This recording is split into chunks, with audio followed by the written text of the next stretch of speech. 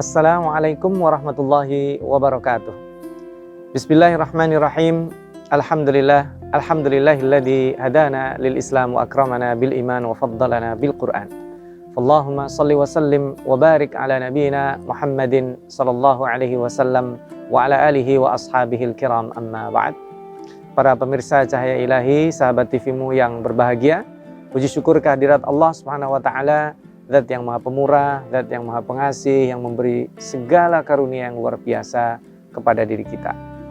Para pemirsa rahimani wa rahimakumullah, adalah pekan-pekan terakhir dan hari-hari terakhir bulan Ramadan, tetapi Allah Subhanahu wa taala masih terus senantiasa mendukung kita, memberi kita peluang kebaikan yang sangat luar biasa.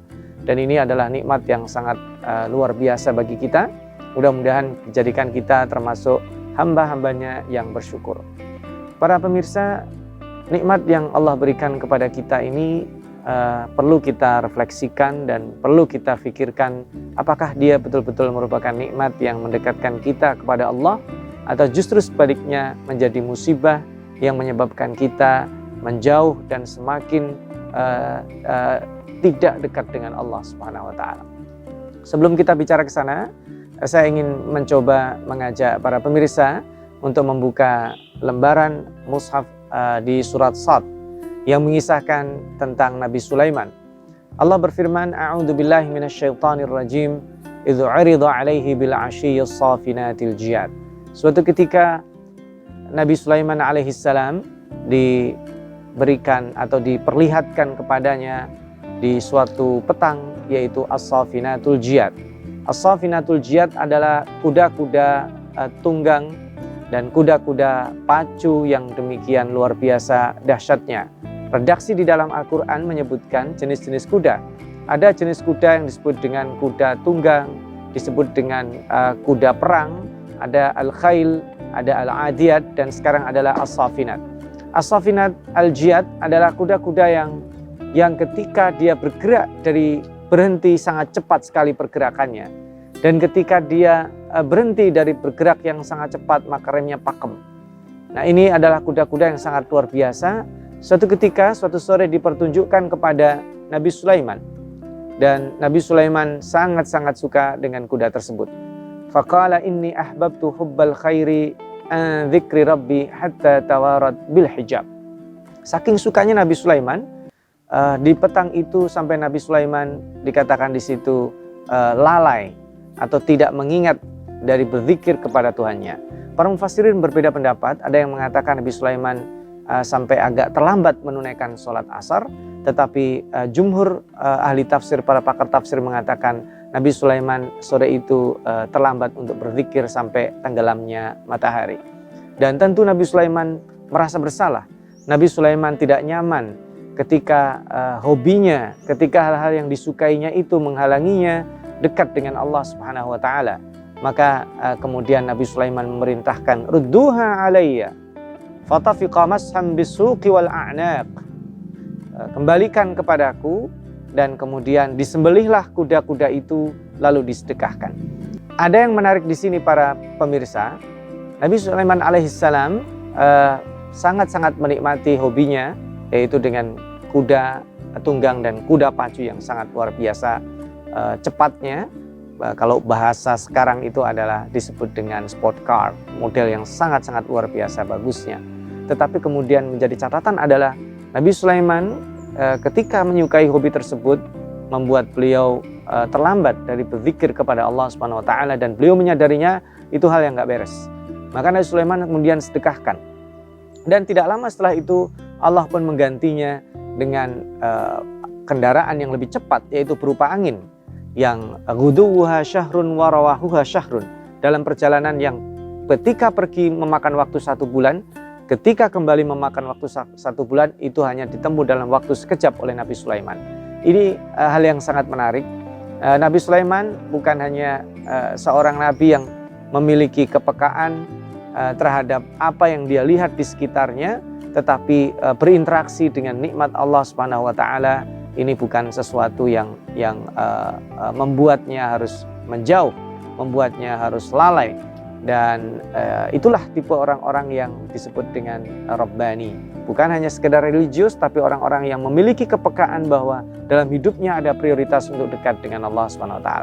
Ini dicontohkan juga oleh seorang sahabat Nabi Muhammad SAW ketika dia memiliki banyak taman-taman dan kebun-kebun, yang ketika dia semakin ngurusin itu pertamanan dan perkebunannya, sampai beliau ini jarang terlihat sholat berjamaah di masjid. Lalu kemudian beliau mengeluhkan kepada Rasulullah SAW, maka atas pertimbangan itu kemudian beliau sedekahkan aset kebunnya itu, dan rezekinya bukan berkurang tapi kemudian tambah berkah, karena kemudian beliau segera sadar dan kembali mendekat kepada Allah Subhanahu wa taala. Para pemirsa, ada poin penting yang perlu kita garis bawahi dari dua kisah, satu kisah Nabi Sulaiman dan satu kisah sahabat Nabi Muhammad SAW, bahwa ketika kita mendapatkan nikmat, karunia, pemberian Allah Subhanahu wa taala, itu menjadi nikmat yang mendekatkan kita atau menjadi musibah, itu sederhana saja. Apakah nikmat itu membuat kita semakin dekat dan semakin baik, semakin menjadi orang yang saleh, atau sebaliknya menjadikan kita semakin jauh dari Allah atau sombong dan lalai? Sederhananya, kalau misalnya Allah memberi keluangan rizki kita berbentuk materi, apakah kemudian nikmat materi itu bisa berbentuk alat komunikasi, kemudian kita upgrade software kebutuhan IT kita, atau diberikan kendaraan yang bagus, diberikan rumah yang bagus, dengan itu semakin dekat dengan Allah atau semakin jauh? Jika dengan itu semakin jauh, maka itulah musibah. Jika semakin dekat, itulah karunia, karena hamba-hamba Allah yang dekat senantiasa merawat nikmat Allah dan bersyukur. Insya Allah kita akan sambung lagi pembicaraan kita setelah break singkat berikut ini. Para pemirsa Cahaya Ilahi, sahabat TV-mu yang berbahagia, tidak mudah memang berinteraksi dengan nikmat dan karunia yang Allah berikan kepada kita. Karena ini adalah sesungguhnya menguji kepekaan kita terhadap orang yang memberi kita, saja kita berterima kasih. Apalagi kepada zat yang selalu memberi kita tanpa pilih kasih, tanpa terpengaruh dengan apa respon kita. Sebagaimana pernah kita bicarakan, Allah SWT pasti memberi apa yang kita butuhkan, dan bukan hanya terpaku pada apa yang kita minta. Karena yang kita butuhkan jauh lebih banyak dari yang kita minta kepadanya. Karena itulah Allah SWT ketika memberi kita, kitalah yang harus meresponnya. La in syakartum la azidannakum wa la in kafartum inna adzabi lasyadid. Sesungguhnya syukur dan mensyukuri nikmat Allah SWT itu hal yang kelihatannya mudah, tetapi kemudian manusia terkadang lalai dengan itu. Kisah Nabi Sulaiman ini menarik karena Nabi Sulaiman kemudian segera menyadari bahwa ketika manusia di awal dia mendapatkan nikmat, dia agak sedikit lalai, itu kadang menjadi sesuatu yang nature. Karena pada faktanya manusia tidak selalu pada top performance-nya, pada sisi yang paling idealisnya. Ada kalanya ketika dia mendapatkan kendala atau ujian atau cobaan, dia bisa sedikit drop. Tapi yang menjadi aib bagi manusia adalah ketika dia drop, dia tidak segera kembali on the track. Dan itu akan menjauhkan dirinya dari nikmat yang Allah berikan dan bisa berubah menjadi musibah. Kita ambil sampel yang lain. Sampel yang lain adalah Qarun. Qarun dikatakan ini termasuk dari Bani Israel. Dia menjadi pengikut Nabi Musa alaihissalam. Tetapi kemudian ketika kemiskinan melilitnya dengan sangat dahsyat, bahkan digambarkan dalam riwayat dia tidak memiliki baju yang layak digunakan untuk keluar kecuali satu saja. Dia yang keluar atau istrinya yang keluar. Dan saking miskinnya itu, maka Qarun pun kemudian request kepada Nabi Musa alaihissalam untuk didoakan, untuk diberikan modal, untuk disupport supaya keluar dari kemiskinan itu. Dan sebenarnya sudah dianjurkan oleh Nabi Musa alaihissalam bahwa sebaiknya Qarun bersabar dan menunggu solusi yang Allah berikan kepadanya. Karena Qarun ini adalah tipe orang yang tidak kuat ketika dia diberikan cobaan berupa harta. Maka kemudian singkat cerita, Qarun pun mengembangkan apa yang dimodali oleh Nabi Musa alaihissalam dengan sepasang domba atau kambing dan beberapa alat pengrajin emas. Dia berkembang dengan sangat pesatnya, memiliki peternakan yang banyak, lalu kemudian punya kebun, dan kerajinan emasnya juga berkembang dengan sangat pesatnya. Singkat cerita, Qarun pun menjadi kaya. Qarun yang sangat kaya raya itu kemudian berubah. Pola hidupnya menjadi berubah. Yang tadinya dia stay dan memiliki survivalitas yang sangat luar biasa dalam kebaikan, dia mulai kemudian goyah di situ. Dia tidak sabar dengan cobaan dunia dan bahkan dia tidak tunaikan apa yang dijanjikan kepada Nabi Musa, yaitu untuk membayar zakat, yaitu untuk berbagi dengan orang-orang yang lainnya, dan cenderung kemudian dia mulai bergeser dengan pola hidup sombong dan kemudian bahkan menindas dengan rentenirnya.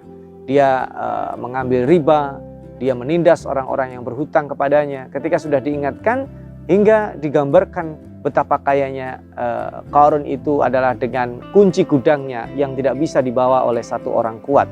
Dalam mengatakan, ada yang mengatakan oleh 10 orang. Kita membayangkan kalau kunci gudang kekayaannya saja tidak bisa dibawa oleh satu orang saja atau 10 orang dalam riwayat yang lain, maka betapa sangat kayanya Qarun yang digambarkan. Setiap petangnya Qarun itu sibuk mengupgrade statusnya. Ketika dia lewat di sekitar pemukiman warga, dia selalu menunjukkan produk-produk baru yang dibelinya untuk menandakan prestisius sosialnya, bahwa dia adalah orang yang kaya raya, yang sanggup membeli apa saja dengan kekayaannya. Sampai-sampai orang-orang yang ada di sekitarnya sangat menginginkan kehidupan seperti apa yang dialami oleh Qarun. Tetapi kemudian tidak lama setelah itu azab Allah diturunkan. Qarun beserta seluruh harta-harta dan gudang-gudang semuanya tenggelam, ditelan oleh bumi. Maka saat ini kalau kita menjumpai ada harta yang kita temukan, maka kita menyebutnya sebagai harta karun. Itulah gambaran singkatnya para pemirsa. Ada orang-orang yang memang dia defaultnya sanggup ketika dia miskin menjadi orang baik, dan ketika dia bergeser kehidupannya, materinya dilapangkan oleh Allah Subhanahu wa taala, dia tidak sadar bahwa itu adalah cobaan lainnya yang juga tidak kalah beratnya, maka berubah dari nikmat menjadi musibah, dari karunia menjadi sesuatu yang menyebabkan dia bergeser dan kemudian menjauh dari Allah Subhanahu wa taala. Nah, ini yang harus diwaspadai.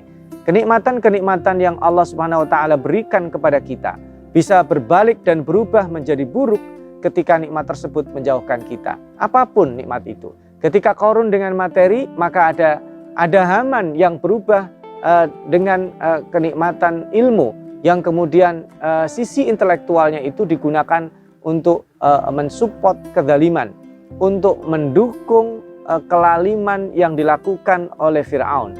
Maka sesungguhnya nikmat Allah Subhanahu wa taala, kita tidak terjebak hanya dari sisi materi. Sisi materi ada contoh Qarun yang luar biasa. Sisi non materi dari sisi ilmu juga bisa kita lihat dari Haman, yang mereka semuanya hidup dalam satu masa yang bertemu dengan Nabi Musa alaihissalam. Maka apapun kita, status sosial, ketika kita mendapatkan nikmat dari Allah Subhanahu wa taala, maka sebaiknya kita mengintrospeksi diri kita, apakah nikmat tersebut menjauhkan kita dari Allah Subhanahu wa taala. Misalkan nih, para pemirsa, saya dapat HP baru secara materi. Kalau kemudian HP baru itu terus saya pegang dan yang saya pegang itu menjauhkan saya dari membaca Al-Quran, menjauhkan saya dari keluarga, menjauhkan saya dari kebaikan-kebaikan, maka sesungguhnya itu bergeser kepada musibah. Tapi kalau kemudian dengan HP yang baru tersebut kemudian menunjang proses-proses kebaikan, maka itu yang disebut dengan karunia yang menjadi nikmat sangat luar biasa. Ketika misalnya kita dikaruniai mobil itu kemudian kita gunakan dengan baik, dan kemudian kita lebih on time dalam sholat, kita mudah dalam memenuhi tugas-tugas harian kita, menjemput rezeki Allah dengan halal, kemudian tugas-tugas kita menjadi sangat mudah dan dimudahkan oleh Allah untuk menunaikan amanat, maka itu adalah karunia. Tapi kalau dengan mobil baru tersebut kemudian kita show up, kita merasa menjadi berada dalam titik sosial yang lebih tinggi, maka itulah yang disebut dengan musibah. Bagaimana triknya agar nikmat yang diberikan Allah, karunia yang diberikan Allah kepada kita itu tetap berada pada jalurnya yang harus kita syukuri dan tidak bergeser menjadi musibah? Insya Allah kita akan lanjutkan setelah break singkat berikut ini. Para pemirsa Cahaya Ilahi, sahabat TV-mu yang berbahagia, agar kita tidak terjebak pada nikmat yang bergeser menjadi musibah itu, maka kita bisa melakukan beberapa hal. Artinya singkatnya, bagaimana cara kita mensyukuri? Yang pertama, untuk urusan keduniaan yang terkait langsung dengan hidup kita, jangan terlalu sering kita melihat ke atas. Lihatlah ke bawah. orang-orang yang secara materi mungkin berada di bawah kita, yang tidak usah jauh-jauh saja. Maka itu akan membuat diri kita nyaman. Jika kita punya kendaraan, maka lihatlah kendaraan orang-orang, teman-teman kita, orang-orang yang ada di sekitar kita itu yang lebih rendah di bawah kita. Bukan untuk menghina mereka, tapi untuk mengukur betapa beruntungnya kita. Kita punya kendaraan roda 4, tipe baru, yang mungkin banyak sekali tipe-tipe yang di atas kita. Mari kita lihat, alhamdulillah mobil saya baru, sehingga tidak terbebani servis sebagaimana mobil-mobil lama. Kemudian ketika kita mendapatkan mobil yang lama, kita juga bersyukuri, alhamdulillah mobil ini masih lebih bagus daripada yang lainnya. Sampai pada satu titik pun kemudian alhamdulillah ketika hujan seperti ini saya nyaman, karena ada beberapa orang yang dia menaiki kendaraan roda 2. Atau seterusnya, kemudian ada orang yang menaiki sepeda, ada orang yang bahkan tidak punya kendaraan. Dan itu sesungguhnya hanya merupakan pilihan saja. Bisa jadi orang itu lebih nyaman dengan menggunakan public transport. Orang lebih nyaman menggunakan kendaraan umum yang dia justru dengan itu dia menapaki jalan-jalan nikmat Allah Subhanahu wa taala yang dia berikan. Karena public transport pun pada sesungguhnya itu sudah sangat nyaman sekali. Artinya seseorang itu tidak diukur dari kendaraannya, atau bahkan kemudian ketika dia punya rumah juga demikian. Lihatlah rumah-rumah itu kita membuat kita nyaman dan sakinah. Dan kalau trik yang pertama ini kita lakukan, maka kita akan lolos dari jebakan persepsi pada kita mengejar dunia. Karena dunia tidak akan pernah membuat diri kita puas. Bahkan pada diri sisi kita sendiri. Kita yang merawat diri kita, ada orang menghabiskan uang sampai mungkin ratusan juta demi kecantikannya supaya dipuji oleh orang. Dia terobsesi dengan pujian-pujian orang. Maka berhentilah. Sesungguhnya casing kita ini tidak abadi. Syukurilah casing yang ada ini, fisik yang ini sesungguhnya adalah tidak menjadi nilai di hadapan Allah Subhanahu wa taala. Kita diberikan istri, diberikan suami, diberikan anak, syukurilah itu. Karena anggota keluarga kita, istri kita, pasangan hidup kita itu tidak dibandingkan dengan orang lain, tidak untuk dinilai lebih baik dari orang lain atau lebih buruk, tapi pasangan hidup kita adalah untuk kita syukuri supaya kita mendapatkan perspektif nikmat yang sangat luar biasa. Kita dikaruniai guru, dikaruniai orang tua, dikaruniai sahabat-sahabat yang mungkin kadang mereka betul menjengkelkan, kadang menyebalkan, tetapi all of time-nya, sebagian besar waktu mereka, hampir semua waktunya, sahabat-sahabat kita adalah orang-orang menyenangkan yang membersamai kita dalam keadaan apapun. Ini yang pertama. Yang kedua, bahwa kita harus juga melafazkan zikir alhamdulillah. Banyak memperbanyak tahmid, pujian kepada Allah Subhanahu wa taala agar mengingatkan kita bahwa Allah lah yang pemberi rizki. Allah lah yang memuliakan saya dengan ilmu, memuliakan saya dengan materi ini, memuliakan saya dengan sahabat-sahabat, memuliakan saya dengan koneksi-koneksi, dan seterusnya dan seterusnya. Kalau kita kemudian bertahmid seperti itu, kita akan rem supaya kita tidak menjadi sombong, akan rem supaya tidak menjadi musibah. Maka zikir tahmid ini menjadi penting, karena di dalam salat kita, di dalam kegiatan harian kita, ba'da salat, pagi dan petang, maka zikir tahmid, membaca hamdalah ini menjadi sesuatu yang sangat urgent, karena kita mengaku kepada Allah segala puji bagi Allah tanpa pamrih. Karena kalau alhamdu itu semua jenis pujian, tetapi kalau al-madhu itu pujian yang memiliki tendensi, dan kalau asyukru itu pujian karena sebagai balas budi dari nikmat yang diberikan kepada kita. Itu semuanya diberikan kepada Allah. Dan yang ketiga, sahabat TV-mu, para pemirsa, agar kita tidak terjebak pada bergeser nikmat itu menjadi musibah. Yang ketiga, tetaplah berteman dengan orang-orang saleh. Mereka adalah sahabat terbaik kita yang akan menjaga kita. Ketika kita berteman dengan orang-orang saleh itu, kita akan terawat, kita akan mudah diingatkan. Dan juga selain trik ini, yang keempat adalah at-tahaddus bin ni'mah. Nah, ini penting ya. Fa amma bi ni'mati rabbika fahaddis. Ini menarik, redaksi Al-Quran itu adalah fahaddis. Al-hadis an ni'mah bukan sekedar membicarakan kenikmatan, tetapi itu adalah pembicaraan pada level pembuktian. Jadi dinyatakan ketika kita punya nikmat, Allah Subhanahu wa taala lebih suka kalau ada atharnya, ada pengaruhnya dalam hidup kita, ada harian-harian kita terlihat oleh saudara kita. Apakah itu bisa terlihat dalam bentuk kita berikan orang tua kita, sahabat terdekat kita, jadi juga tampilan kita. Jangan sampai kemudian bahwa Allah memberikan kita kenikmatan materi, tapi kemudian kita berpura-pura terlihat menjadi orang yang miskin atau orang yang sengsara dan lain sebagainya.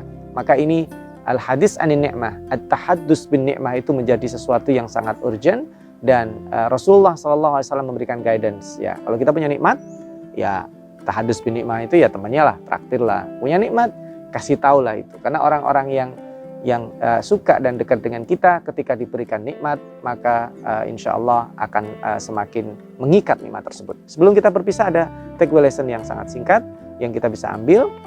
Yang pertama, nikmat yang diberikan Allah SWT, responnya ada dua. Kita bisa tetap menjaganya sebagai karunia dari Allah atau menjadi musibah. Standarnya adalah makin dekatkah kita dari Allah, dengan Allah, atau makin jauh. Kalau makin dekat berarti itulah yang diharapkan, makin jauh menjadi musibah. Yang kedua, kita perlu menjaga triknya dengan beberapa hal supaya kita bersyukur. Di antaranya adalah tadi ya, berzikir secara keduniaan. Kita jangan terlalu sering ke atas dan membersamai komunitas, kemudian at-tahadus bin ni'mah. Dan yang terakhir, berdoalah kepada Allah, karena menjadi orang yang bersyukur adalah karunia yang sangat sedikit, sulit sekali, dan hanya yang bisa bersyukur kepada Allah adalah hamba Allah yang dipilih oleh Allah. Mudah-mudahan kita dijadikan hambanya yang bersyukur, dijauhkan dari orang-orang yang kufur, dan insya Allah kita diberkahi di bulan ini. Berjumpa kembali insya Allah pada serial berikutnya di Cahaya Ilahi. Kurang lebihnya mohon maaf. Nasrun minallah wa fathun qarib wa basyiril mu'minin. Wassalamualaikum warahmatullahi wabarakatuh.